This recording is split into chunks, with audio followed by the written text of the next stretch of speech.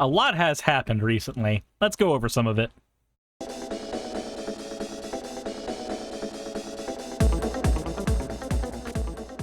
How's it going, everyone? I know that it's been a while since I've made a video. It's been like 2.5 weeks, and I am terribly sorry about that, but I want to get some things out of the way, and I want to talk about some recent things that have happened in both my life and Magic the Gathering. So this is going to be one big video going over everything that has happened with Wizards and other things that I care about. So first of all, where have I been? I've been uploading a video basically every single day outside of the weekends for a while, at least when I can, and I haven't made any for the last 2 weeks. Well, the reason for that is I've just been kind of burnt out, and that burnout has happened from a combination of things. One of them is I've had to prioritize something else over Magic the Gathering content, which I'll get into a second, and the other thing is, well, the content I was working on was the Tarkir decks at the time, and the problem with making content about the Tarkir precons is it's a very overly saturated market, and moreover, I was trying to figure out what to do with the Abzan armor precon, and my mind just drew a blank. I got to the point of categorizing all the cards and then realized I don't want to make that video. Reason being, the videos already don't perform super well, at least not the deck upgrades, which means people, generally speaking, are not seeking out that content from me. There's a bunch of other fantastic content creators who do deck upgrades and are probably doing a better job of it than I am, even if I'm doing a bit more in terms of getting hyper budget cards to replace things and push decks even further along. But if other people are doing the content and they're being enjoyed more, that makes perfect sense. So I'm not really doing the content there for my audience, but it would make perfect sense to do the content for me if I was enjoying it. Problem is, once I got to the Abzan armor precon, I kind of stopped enjoying it. I realized that toughness matters as a theme was not something that I really liked, much like how I don't really favor Storm as a theme, but I still managed to do that. But when I built the Narset deck, I turned that into a Voltron deck instead, because that's a more fun use case for that commander, to me. I realize I can't just make content for the sake of making content if people don't care about it, and at the same time, I don't care to make it. I can make it in a scenario where at least one of those things is happening, right? I'm either making the content for me, or I'm making it because I think my audience is particularly interested in. But if the numbers aren't there, then my audience isn't super interested, and if I'm not enjoying it, it's time to not. So that's not saying I won't do precon upgrades in the future. That is saying I'm going to be a little more selective about which precons I decide to upgrade. I think forcing myself to do it doesn't yield to good content for you, and it doesn't yield to a good time for me. But speaking of things that don't yield to a great time for me, and what's been taking up most of my time, I've been going to protests. Now, those of you who've been around for a while know that I have a political channel as well, and I've been seeing some hubbub in places like my Discord about the issues of my content that is, you know, Magic the Gathering related, having bits of my political channel bleed into them, like this comment here, which said, if you could pass it on to Suris to help filter out political content, that would be great. I'm sure that his Magic the Gathering channel would be bigger if his politics channel wasn't mixed up with it. And I hear all kinds of things about how my channel would be bigger if I did X, Y, or Z, and I understand the feedback, and I do appreciate it, but there are a couple things where I'm gonna put my foot down. One of those is where politics are concerned. I understand not everybody's here for politics, and that's fine. That's why this channel largely does not focus on it. But people on my political channel are not there for Magic the Gathering, and I largely keep it out of that, but it still bleeds in, and there's a few reasons why. One is that, honestly, of these, the political channel is my focus. This is the channel where I've produced over 2,000 videos. This is the channel that I've dedicated a decade of my life to. This is the channel that has 64,000 subscribers, and it is my livelihood. So my focus will always be over here, producing content about stuff that I care about. And there are a few things that I want to point out as well. when it comes to stuff I care about human rights. And right now, the rights of trans people are being stepped on by the right wing. And as long as that's happening, I'm gonna call that out. And if I make a little allusion to that in my content over here, then that's just gonna happen. And I'd rather do that because that filters out people that I do not want watching my content in general. I don't want your view or your money or any of that if you're gonna be a bigot against trans people. The love of my life, whom I have lived with for years, she is a trans woman. And I'm going to continue to fight for her right to exist, and I'm going to continue to talk about it because it's important to me. You wouldn't get mad if there's just a person that brought up their wife in the middle of conversation, but when I bring up my partner, it's suddenly political, just because she's a minority that happens to be politically ostracized right now. So, no, I'm not going to stop bringing that stuff into my content over here. I'd rather have that filter here so people who are largely bigoted do not make their way into my community. I do not want you in my community unless you are here to learn. If you're here to learn because you recognize that there are some aspects of yourself that you're not super comfortable with, or you're uncomfortable with how comfortable you are with those things, then sure, hop over into my community and we can have a discussion.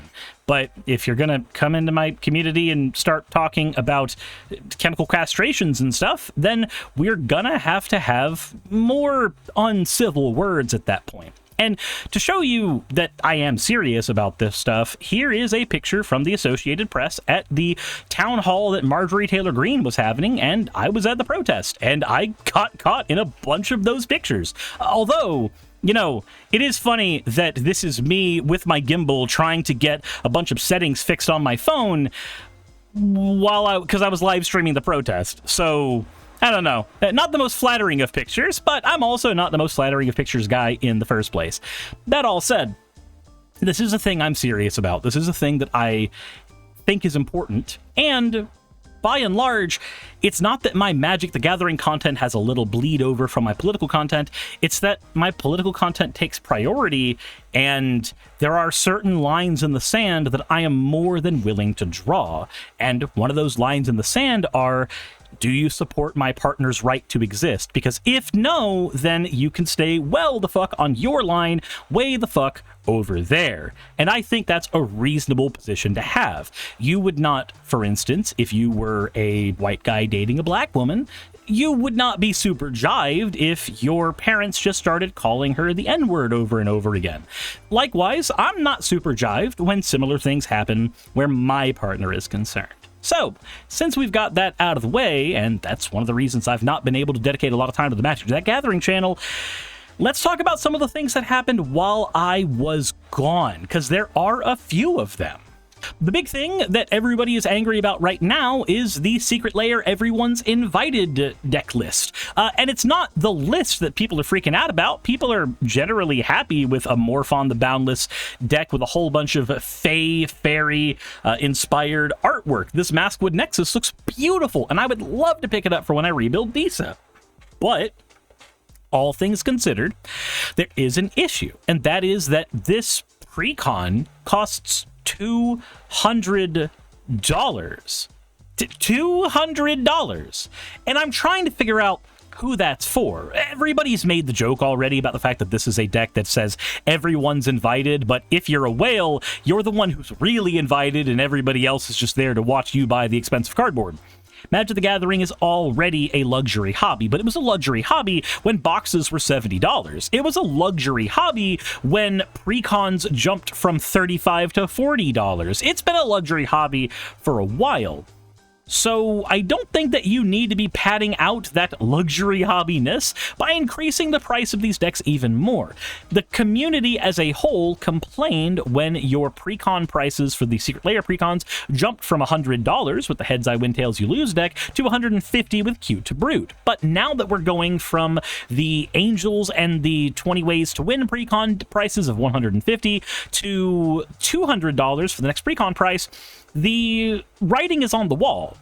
Wizards is going to keep evaluating these prices and increasing them bit by bit as long as people are willing to throw money at them. Unfortunately, voting with your wallet doesn't do a whole lot of good here because for every one deck you don't buy, a scalper has bought 20. So I'd like to tell you that you can just go and vote with your wallet and that will solve the problem, but I know in my heart of hearts that that's not how reality works in a capitalist society. In a capitalist society, the people with more money effectively have more votes. So instead, what I would like you to do, if you don't want to see more of this, is not only not buy the product, but also do something more proactive.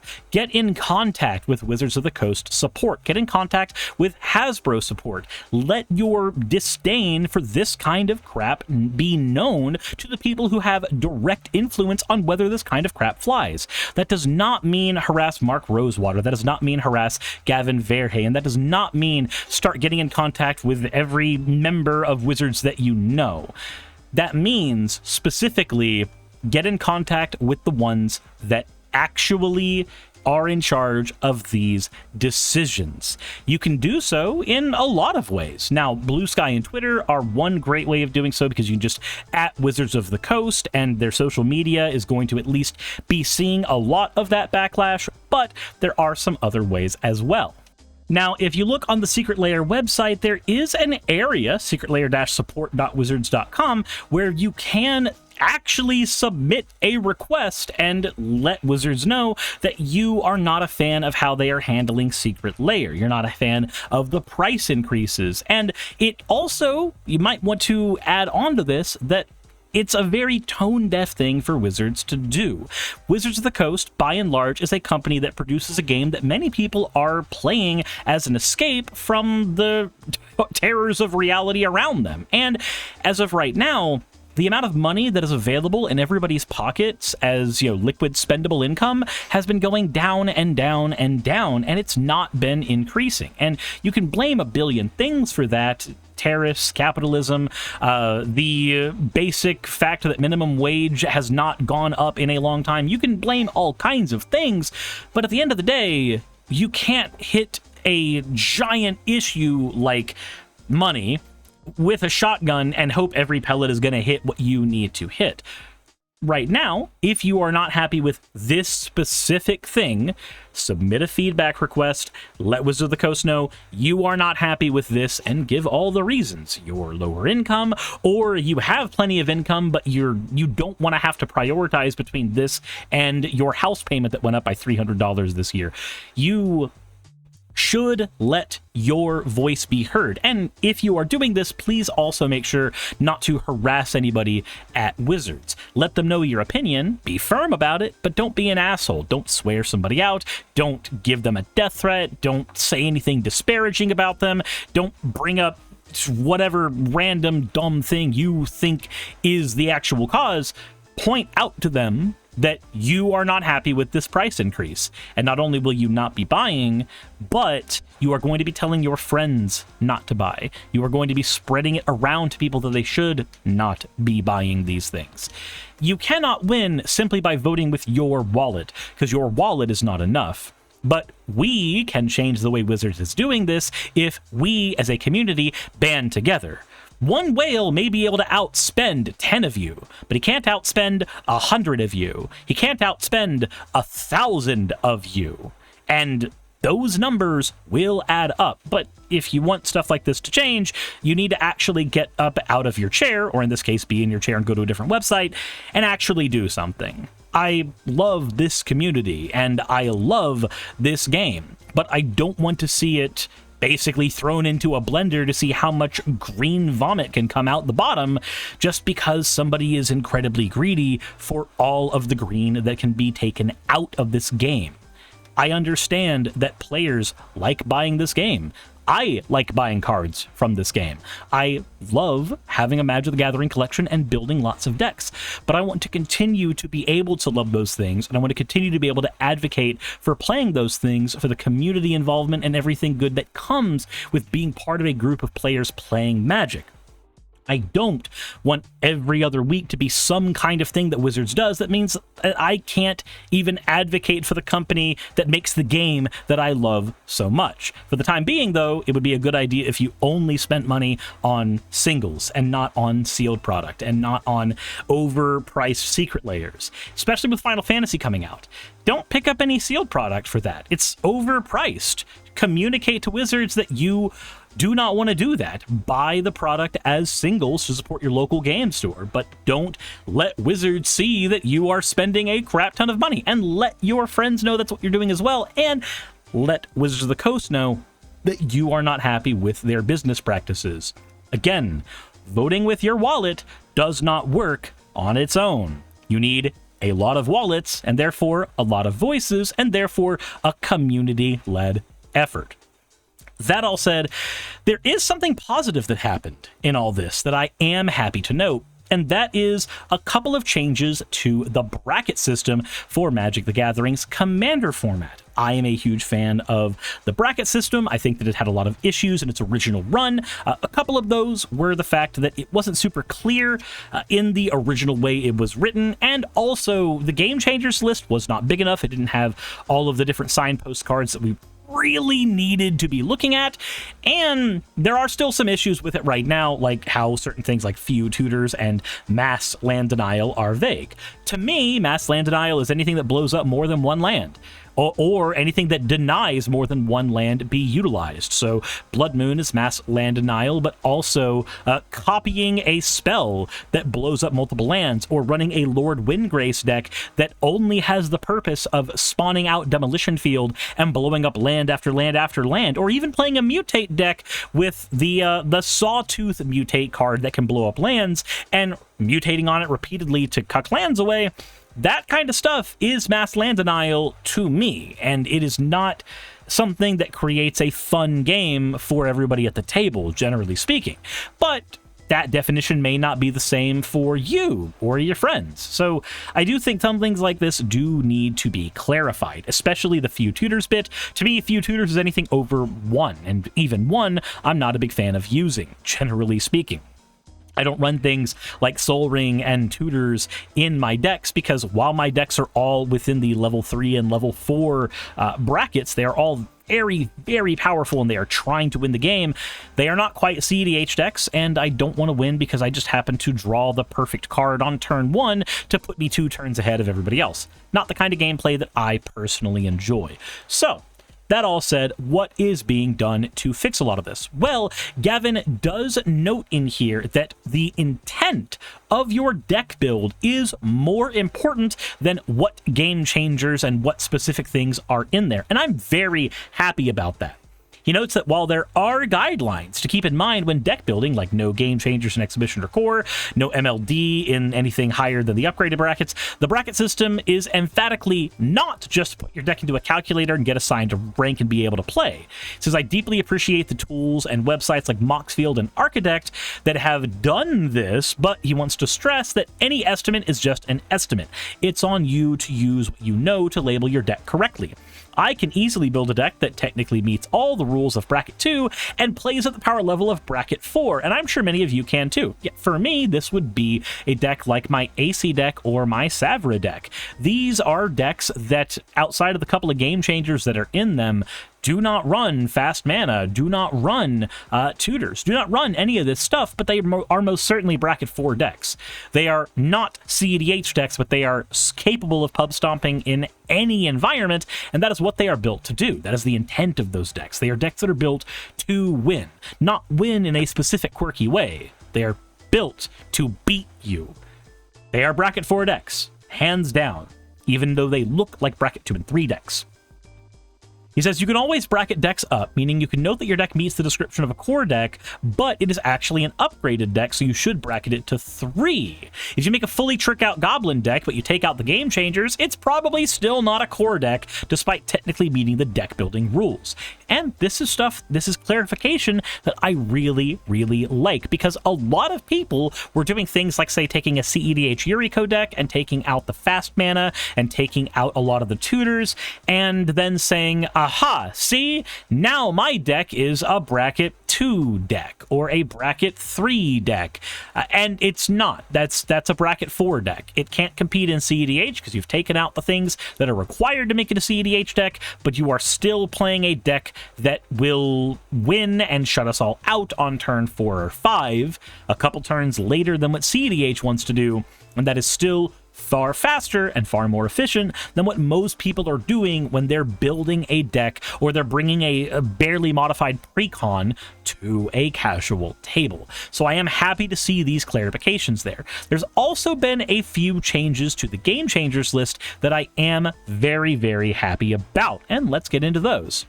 Biggest shakeup are the 5 unbans. Braid's Cabal minion, who I'm perfectly okay with. As long as this isn't your commander, life's great. But if it is your commander, it's no worse than Turgrid.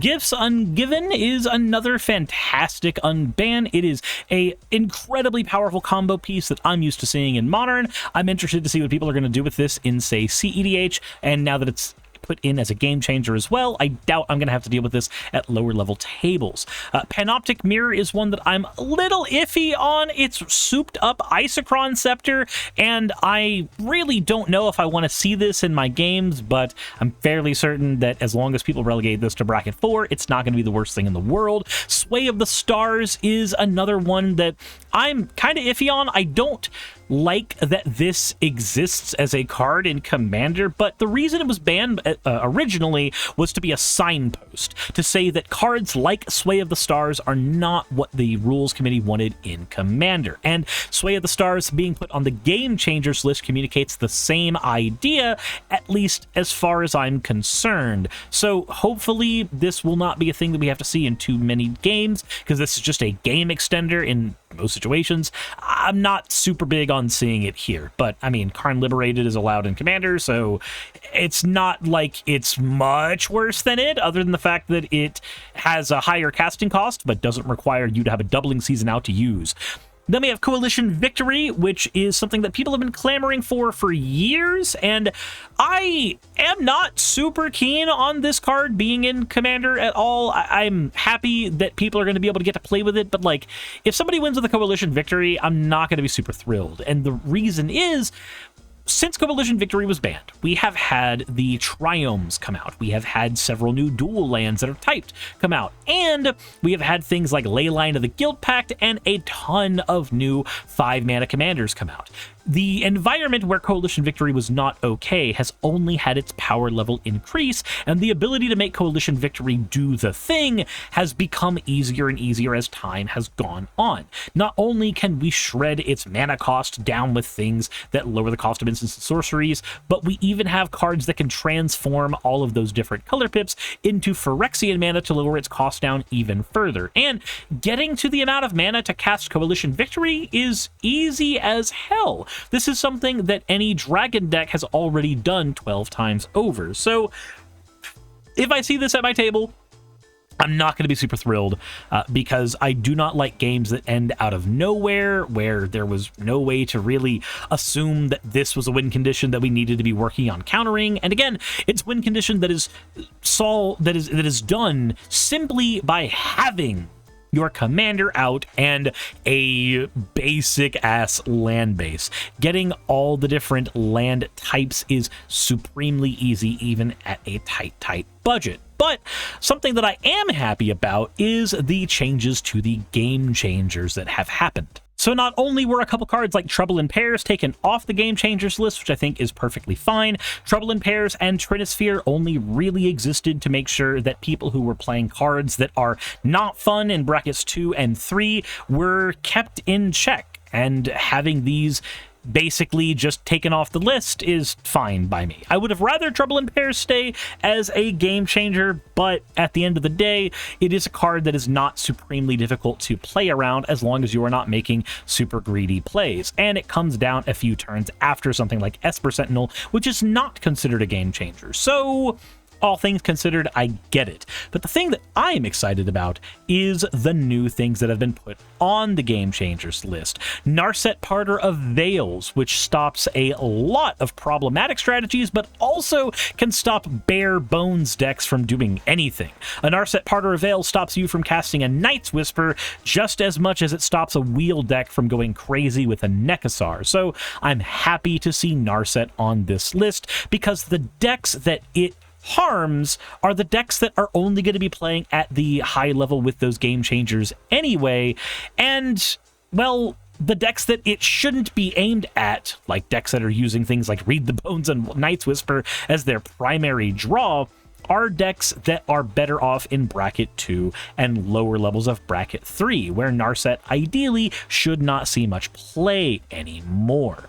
Then we have Intuition added to the Game Changers list. It's, you know, it's Gift Ungiven, it's the same thing. Consecrated Sphinx was added to the list as well, which is another card like Narset, where it punishes people for being just basic decks. Anytime an opponent draws a card, you draw 2 cards. So Consecrated Sphinx was already drawing you 6 cards a turn cycle, but it got even worse when you considered what happens when you have a Consecrated Sphinx and somebody casts a frickin' Harmonize. Ah, yes, we needed to punish the player using Harmonize as part of their draw package. So yeah, I'm okay with this being a Game Changer. That is fine. In black, Necropotence and Orcish Bowmasters were added. Bowmasters make sense. They want to signpost that decks that want to wheel your opponent out a lot and then burn them to death are not what we want to see at lower brackets, though it does more than that. It punishes more than that, because unlike a Shieldred or a Nekasar, this 1 damage can be dealt to any target, which can clear out token decks. But if you give this thing Death Touch, which is supremely easy to do, Call of the Depth Dweller does this. You just revive Orcish Bowmasters and give it a Death Touch counter. Then suddenly, every time an opponent casts, again, a Harmonize, the punishment is they lose 3 creatures. This is fine in higher level games where the cards somebody is going to be drawing off of that are potential game enders, but in a lower level game, you don't want to see a lot of that. So I'm fine with Bowmasters being taken out. I'll take it out of my Braids deck, and I'll be perfectly okay with that. I already took Bolus of Citadel out of there anyway, so it doesn't hurt me too much. Necropotence, I have never seen this card in any deck that is not trying to do some dumb shit, so I'm okay with it being knocked out. For red, we lost Deflecting Swat to the Game Changers list, which I'm okay with because it's a free spell. I feel like most of the cards from this cycle were just kind of bonkers busted anyway, outside of like the Fog, but tell me this, how many low-level games do you think were improved by your opponent being tapped out and using Fierce Guardianship on you when you casted a Harmonize? Like, come on. That wasn't a fun game for you, and you just admit it. The fact that it was in a precon didn't make it any better, just like Dockside Extortionist being in a precon didn't make it any better. Wizards makes design mistakes sometimes. That's okay. And the Game Changers, I feel like, is a nice half measure to put these cards in so that we don't see them at lower levels. Then we have Gamble in here, which is consistent with the rules on low mana tutors. They want to put all the low mana tutors on the Game Changers list, and I am okay with that because a tutor is effectively a second copy of whatever your deck's most powerful spell at the time is. The best thing you possibly could draw at any point in time, that's what the tutor is doing. A tutor is not 1 extra card out of your deck. It is a potential of 50 cards out of your deck, and they are supremely powerful for that. So cards like Diabolic Tutor not being in here makes sense because most of the time you don't have the ability to follow up with them, but Gamble does. And anybody who has the argument against Gamble that you should not put this as a game changer, or you still can play it, mind you, but this shouldn't be a game changer because there's a chance of losing the card, I promise you this thing is still used in CEDH tables because players just do not give a shit about that potential loss. Make sure your hand's big enough and cast the Gamble, and trust me, 9 times out of 10, you will be okay. Or more specifically, 6 times out of 7, you will be okay. Then we have the green Game Changers, and consistent with Gamble, Crop Rotation and Worldly Tutor have been taken out. Now, I am a little iffy on Crop Rotation, but the more I think about it, the more we have hyper-powerful lands that can be tutored out with this, and if I'm being honest with myself, there's one of 2 options here. Ban those lands, which now makes cards like Sylvan Scrying worse as well, or make sure that the crop rotation is the game changer, and that both lowers the amount of game changers on the list, making it easier to parse, and it is at least consistent with the logic of getting rid of Worldly Tutor. Lands are often the backbone of several powerful strategies. If you are an elf deck, you know you have a 3-tree city and a Nykthos Shrine to Nyx somewhere in your deck doing God's work. And the fact that this is an instant cast card means that when an opponent tries to reanimate something, you can just rip out your Pit of Offerings or your Bojuka Bog and get rid of whatever they're trying to reanimate on the stack. There's all kinds of nutty things you can do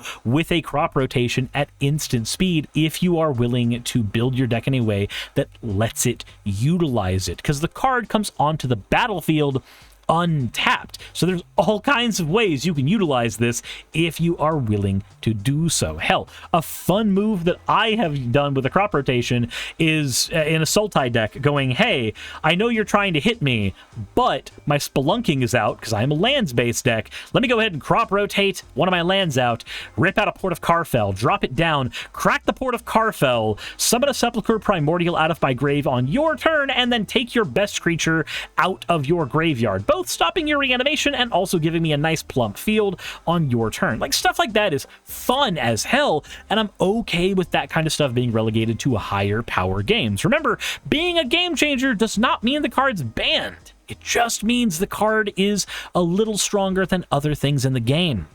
Then we have Seedborn Muse, which nobody plays a Seedborn Muse without trying to do some dumb shit, so yeah, that's entirely fine. Natural Order as additional cost, sack a green creature, and then tutor for a green creature put on the battlefield. If this didn't put it right onto the battlefield, then maybe this wouldn't be a game changer, but it does put it on the battlefield, so it is half of a tooth and nail. I'm okay with that being a game changer. And Food Chain, while on the one hand, this is just a souped-up Phyrexian altar, on the other hand, not one person in the history of Magic has casted a Food Chain without trying to do some dumb, degenerate shit. So, yeah, go ahead and knock the Food Chain out. I'm okay with that. On the multicolored side of things, we also lost Notion Thief, Aura Shards, and of course Coalition Victory was added to this list.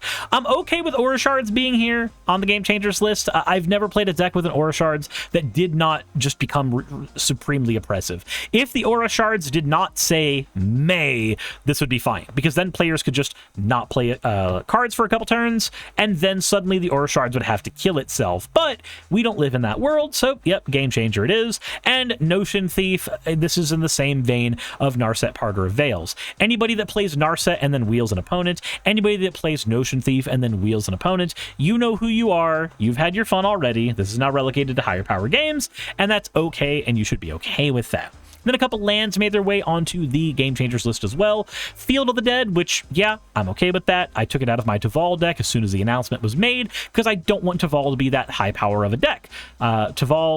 Taval's Field of the Dead is now in AC, because AC is my power level 4 deck, or my bracket 4 deck. And then Mishra's Workshop.